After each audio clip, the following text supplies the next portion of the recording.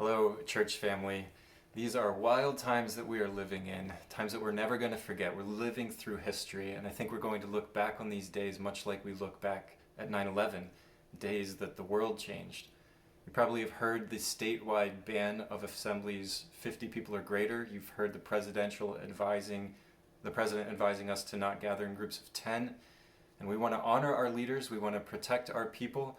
So with that in mind, we have decided that the most loving and wise decision is to cancel services for the next 2 weeks, March 22nd and 29th.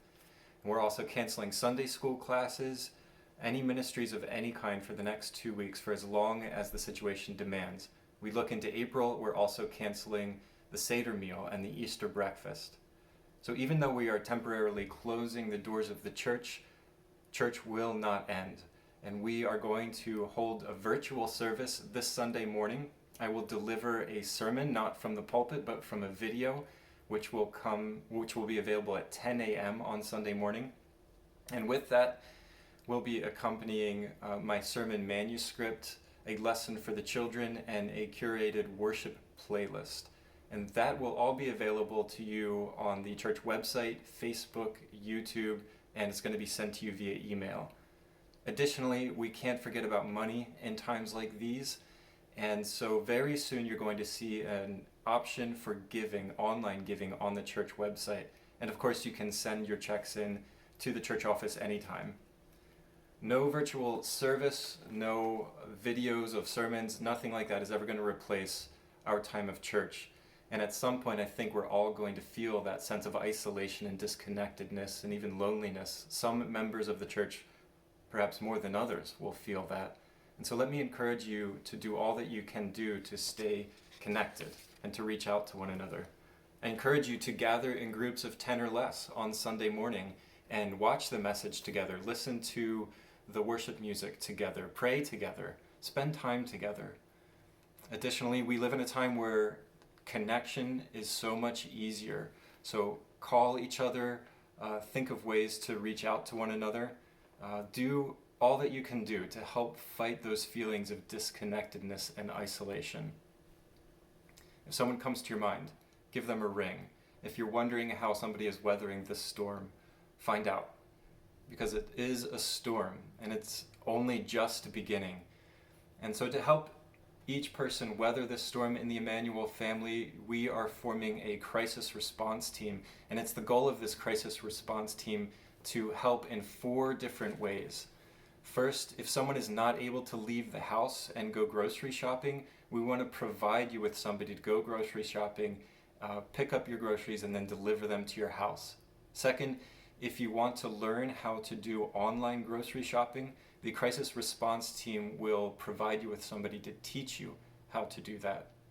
Third, many of you have kids at home that are usually in school right now, so the crisis response team can connect you with somebody that can teach you, that can give you educational guidance or even do some online tutoring for you.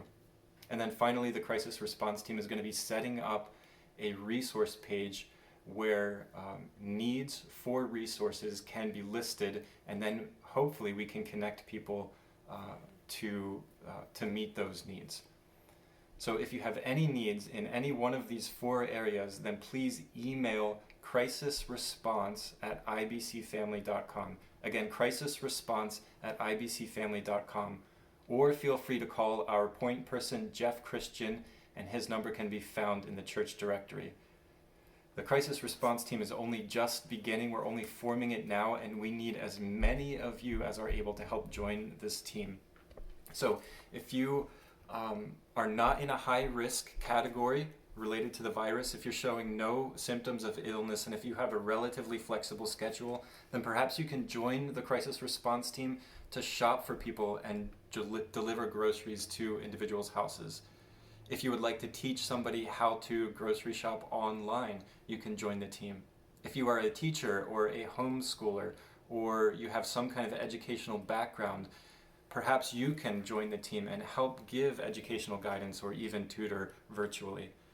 And finally, if you have resources to share, reach out to the crisis response team and let us know. If you can help in any of these areas, please email crisisresponse ibcfamily.com, all one word, no spaces, or call Jeff Christian. Again, his number's in the church directory. So please consider any of these areas, any way that you can help our church family in this time of crisis. This is certainly a time where we need to look to carry one another's burdens, to remember to reach out to one another, to be intentional about each other, even though we are separated, and if possible, even visit one another. It's a time to be intentional also with our families, because we're all close together now in our houses. And so teach your kids how to respond, not as the world responds, but as the Bible teaches us to respond. This is a time to pray together and read together and seek to serve together and check in on our neighbors together and seek God together. I know that this is a crisis, but it's also an opportunity to love, to grow closer together, and to rely on God all the more. None of us are in this alone, and let's make sure we all know that. And I just want to read for you right now from Psalm 61, verses 1 through 4. It says this: "Hear my cry, O God. Listen to my prayer. From the ends of the earth I call to you when my heart is faint. Lead me to the rock that is higher than I, for you have been my refuge, a strong tower against the enemy.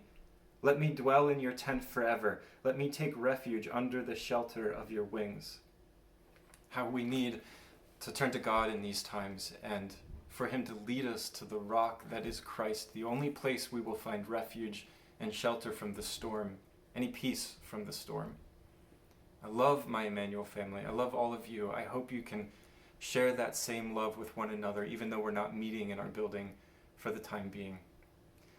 In the days to come, in the weeks to come, look for more video updates. We're going to try to continue to keep you up to date as this situation develops and as the crisis response team grows. So look for more video updates in all these same places. And I'll see you all Sunday morning at 10 a.m.